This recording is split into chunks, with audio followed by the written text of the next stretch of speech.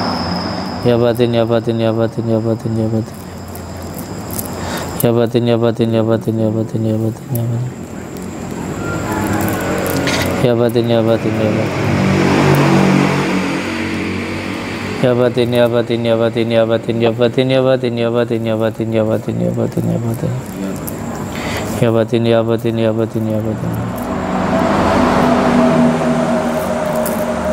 Al-Fatihah.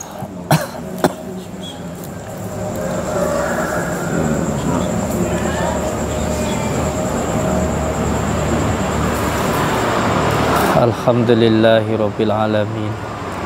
Assalamualaikum warahmatullahi taala wabarakatuh.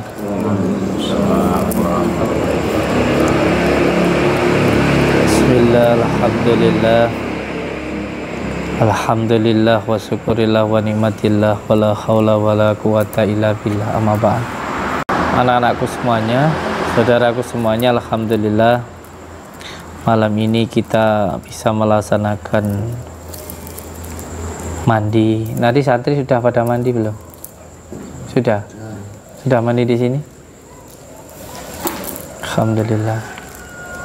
Kita bisa melaksanakan mandi di masjid ini, Baitul Karim ya. Kita bisa sholat malam di sini. Semoga apa yang kita lakukan ini mendapatkan ridha Allah Subhanahu wa taala,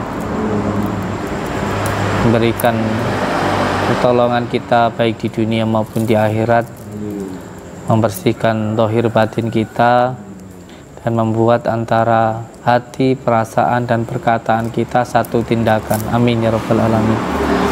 Semoga kita dijauhkan dari sifat-sifat munafik, yang mana sifat munafik itu antara perasaan, pikiran dan perkataan tidak dalam satu perbuatan.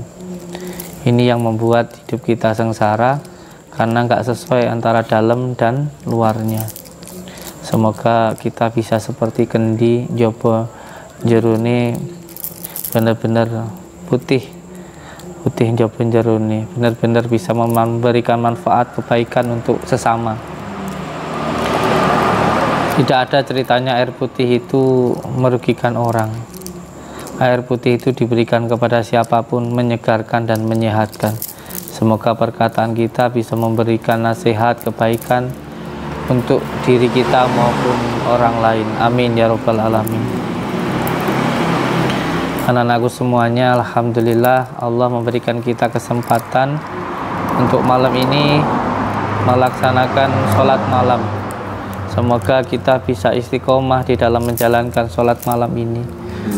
Dan khusus untuk Cak Wan dan Bapak yang siapa namanya Pak? Fatih.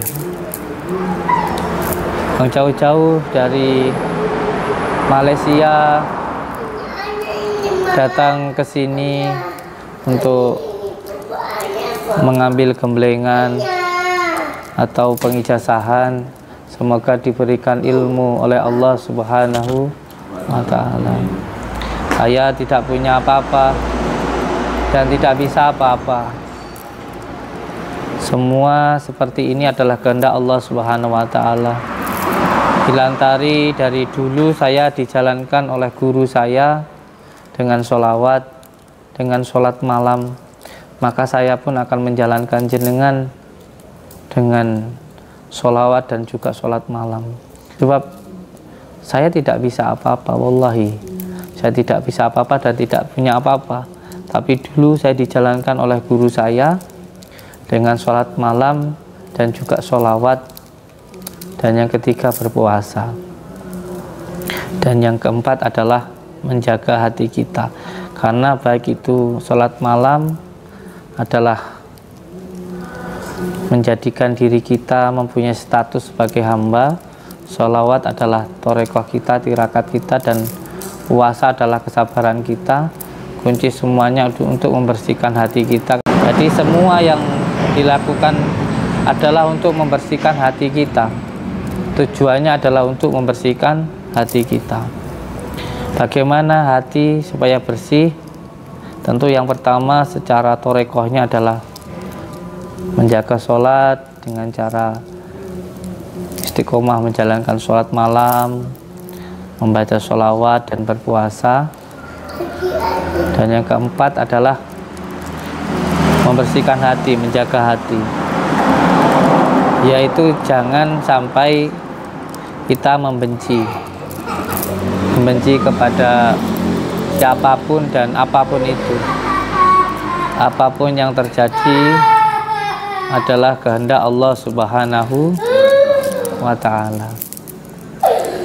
Semuanya kita terima seperti lautan yang menerima semua apapun yang Allah berikan. Kita terima semua orang yang datang ke kita, yang bertemu dengan kita anggap semua orang baik. Kalau memang ada yang nggak baik, nanti akan nyingkir-nyingkir sendiri. Jadi semua air itu di lautan diterima. Kalau memang ada yang jelek, nanti akan nyingkir-nyingkir sendiri. Yang jelek tidak perlu kita jelekkan, akan jelek sendiri. Yang hina tidak perlu kita hina, akan hina sendiri.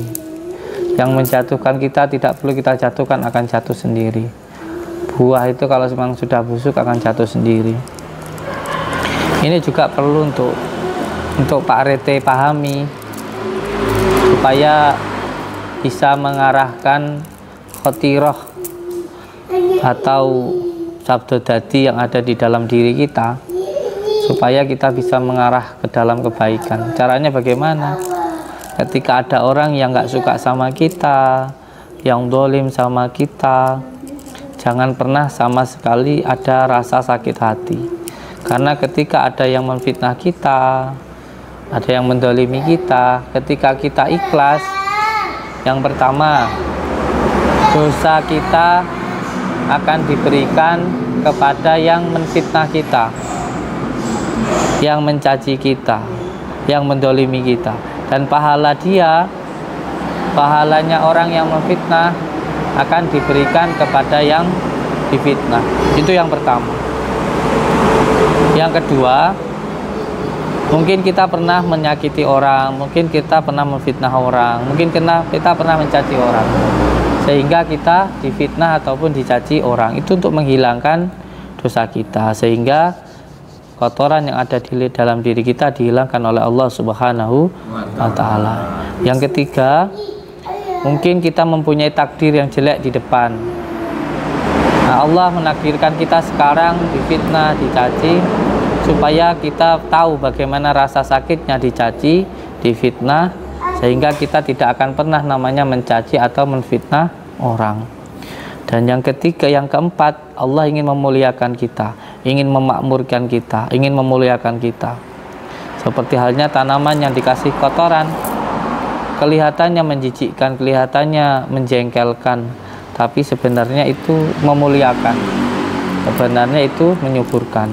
Ini salah satu ilmu hikmahnya, supaya kita tahu setiap ada kejadian itu semuanya pasti ada baiknya, apapun itu.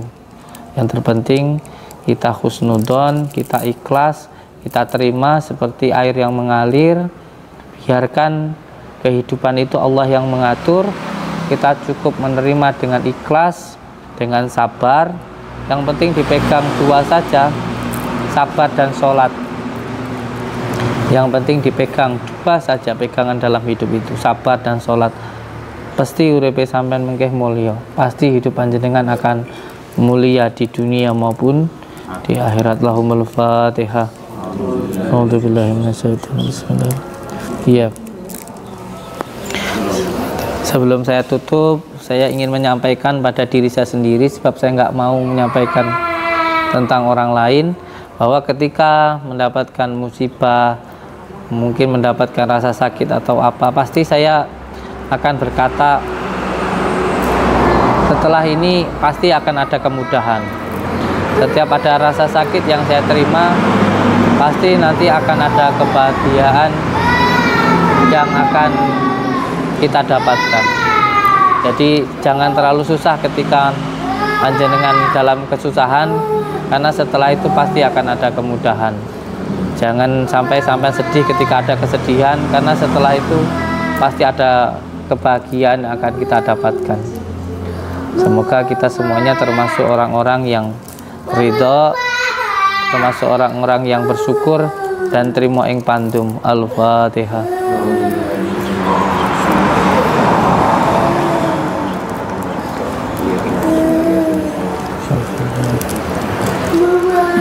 Santri yang tidak ikut ke sini siapa Pak Rete?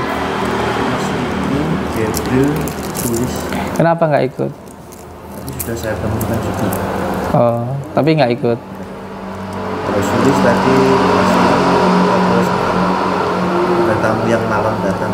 Oh, Sulis. Karena 2 orang. Berarti yang nggak hadir 2 orang.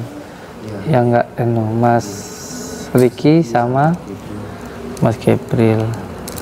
Ya wis, nanti Mas Riki digantiin dulu untuk kasirnya. Siapa ya? Gantiin Mas Riki ya. Mas Riki nanti saya tempatkan di Syekh Bila-Bilo 2 sama Mas Gabriel ya. 2 orang ya. Satu di Makom Sunan Bungkuk, satunya dia suruh baca Yasin Fadilah dulu. Nanti satu harinya 41 surat Yasin. Al-Fatihah.